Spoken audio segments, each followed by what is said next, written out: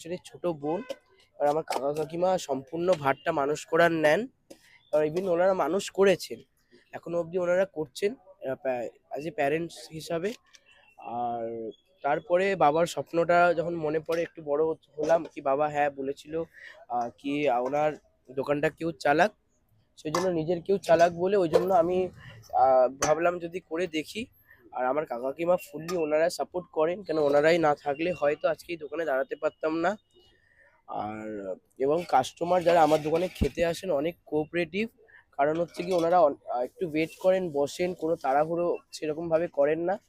আর খিদের সময় হলেও ওনারা বসেন। আর এই জার্নিটা আমার এখান থেকেই স্টার্ট। এত মানে এত কম বয়সে এসে এত ভালো একটা পাইস হোটেল চালানোর পরে এখন এক্সপিরিয়েন্সটা কেমন হচ্ছে যে এখন তুমি রীতিমতো সোশ্যাল মিডিয়া পুরো ভাইরাল? দাদা সত্যি কথা বলতে ভাইরাল হয়েছি বলে আমি এই জিনিসটা জানি না ভাইরাল বলে।